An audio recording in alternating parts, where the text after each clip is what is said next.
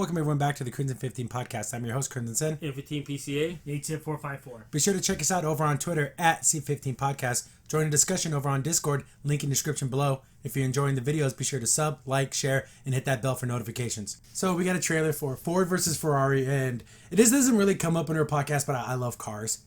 And this is such a cool story. Carroll Shelby's such a cool dude. Yeah. You could do a movie just on him. Yeah. He's part. Basically, I love about Carroll Shelby is he invented the Cobra, the AC Cobra, and then the Cobra line of Mustangs. He was a farmer, like a rancher, and he says in the middle of the night he had a dream, and he woke up and wrote it, and he drew a picture. He forgot about it, then he woke up the next morning. He had the picture of the Cobra. And that was like his thing. So what is he got like a vision of the future? It's so cool. It's such a cool little story. Right? It's really cool. And also his story of how he made them and how he only made like one. And he kept repainting them, so people thought he had more than one. So he did every trick in the book. But he made some of the most iconic sports cars. And this is the story of how Ford was 1 millimeter away from buying Ferrari. Everything was done. These had to sign the paperwork, but Ferrari said, "Oh, we're backing out. These American companies, we don't like America." You know, like they just let that xenophobic nature come through. Yeah, that pride in themselves, like, oh, we can't be owned by an American company. So then Ford's like, "Okay, F you," because no one has ever won the 24 Hours of Le Mans from. It was either Porsche or Ferrari. They would go back and forth. And this, the last time an American won was like in 1927, something ridiculous. Yeah. So Ford's like, we're going to build a race car to beat Ferrari because if they didn't let us buy them, we're going to outrace them. And this is the story about how they built the GT40. Oh, iconically one of the most beautiful race cars ever made. It's gorgeous. Mm-hmm. And it's fast. And spoiler, it's all history. They took first, second, and third. They literally took the whole podium. Yep. Because it's like, F you, we win. They won 3 years in a row. Yep. Man, it's so cool. And Christian Bale's, Matt Damon. This looks like a super fun movie for me personally because I love race cars so much. And it's nothing to do with, there's no nerdy things. It's not X-Men. It's not Marvel Comics. But I love race cars and this looks so cool. And also it's funny too. I hope they make more movies like this because people forget that there's a lot of rivalries within racing, within companies. And they're always competing. Like another good one, oddly enough, that they would do, it would be really weird, is Porsche and Nissan. Porsche and Nissan. Because the GT, the Skyline. The Skyline GTRs. Would always try to compete with Porsche. And they would always do it on Nürburgring. And they had two different philosophies. The Porsches were smaller, used the boxer engines. Yeah. And then the GTRs like, we're going to put as much horsepower in these damn things as possible. I wonder if Christian Bale loved doing this role because he gets to do his natural British accent. Yeah. I wonder if he loves that. Yeah. I just think it's so cool. And I just love all the lines. It's like, unapologetically American.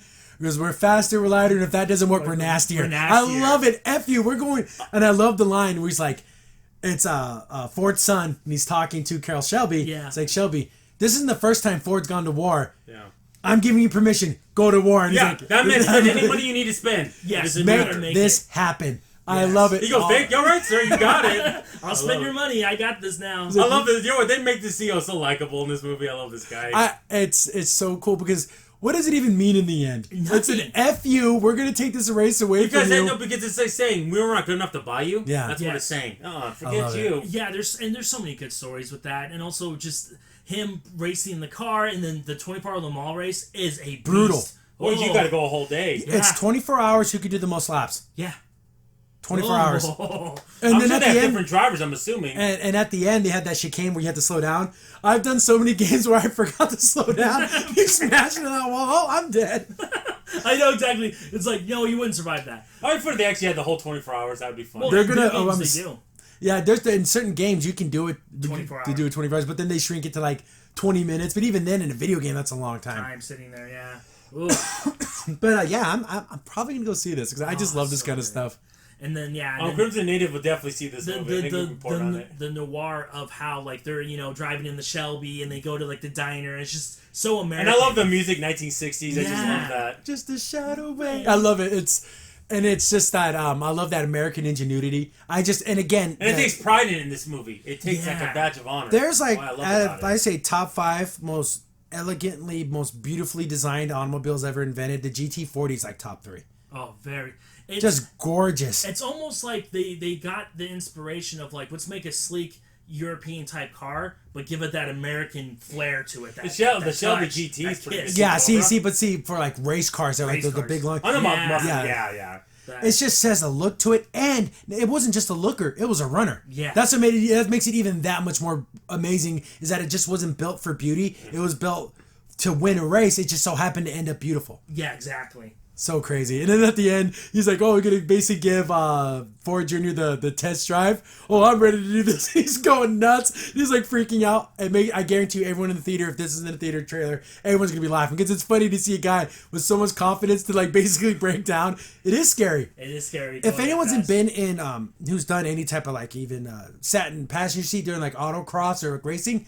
Yeah, it's your blood starts pumping. I love it. I've been in a car where someone actually drifted. It is a weird feeling to go sideways. Yeah, your body feels loose. Yeah, you're like this, and you're like, holy crap. Yeah, you're really moving one weird. direction, but you're looking another direction. Yeah, exactly, and being like, I'm like, whoa. And then I'm pretty sure you did this in a parking lot. Yeah, I know people that do this on the road. You're out of your mind. Yeah, don't do anything illegal. No. Yeah, I know. Don't be like Initial D. Okay, don't get yourself killed. Don't do that. Do it in a safe area. Where I did it was in a parking lot with somebody. So and it's probably late at night with no cars. The movie's called Ford vs. Ferrari, but it should be called Ford F Ferrari. That should be the name of the movie. Yeah, I should say Ford F U Ferrari. That's what I love Ferraris. I think the 458 Italia is a beautiful supercar. Yeah, but when we're going to war, I'm going to side with Ford. I'm sorry. Is it American patriotism? Is it whatever it is? I just love that rivalry and racer rivalries. Because this isn't like, the Wild West. They're going to go to high noon and kill each other. Mm-hmm. It's a race. It's a race, yeah. What's a modern version of it? Yeah. It's about close about killing somebody. And what I love about it, too, because in the 24-hour, it's an endurance race. Oh, yeah. You got to. So you can't, I'm going to gun it, and no. Well, it reminds me, it's just that pride. Like, maybe it might be better in some things, but you'll never concede that. That's what makes it funny. All the money I would have spent buying you, I'm going to spend on building a race car to beat you. It just seems like I punched myself in the face just so you would lose this thing, but haha, I made you lose. I lost. It doesn't matter. It's a pride. I got you. It's almost like it reminds me of during World War II when Montgomery was going through Sicily and how Italy and all that, and how Patton had to beat him. It didn't mean anything. You just had to get there first. There's like the rivalries like Nintendo versus Sega. Yeah, exactly. It's just one of those things where it's like it's bigger than itself. Yeah. And just the story just brings out all the memories and the thoughts and the feelings. I just thought it's just great. Well, even the parallel you can make, I remember in Roll Call when they did the contest between the AK-47 and the M16. Yeah. Like how they're putting parts in their blindfold. He was taking away the parts of the AK-47. You can't do that. Because he knew it was good. It's faster to put together. It just is. Yeah. The overall weapon system. It's so funny because the AK-47 has so many positives, but it's like, oh, screw that commie weapon. He's not taking the parts he's blindfold. No, what are the parts that you can't do that? Oh, look, it looks like it's better. It's cheated. It's so funny. But I just love that kind of stuff. Yeah. And hopefully more movies like this get made because this is a cool story with a lot of great racing action and everything, and I think it lends itself so much well to the big screen. And believe me, because personally, I'm not a big fan of Christian Bale, but he looks like he did a super good job in this. Yeah, he's doing a really good job. Matt Damon is always likable. Yeah, and him being Shelby, I think that's kind of perfect. Carroll Shelby's so cool. They can do a movie just like Carroll Shelby. I know, that's what I'm saying. I'm hoping this brings up more of a. His name is Carroll. Yeah, and he could play Matt Damon again. He could be the role. That'd be perfect. But definitely gonna be checking this out. Midnight Show, probably not, but first weekend, I'll probably go see this.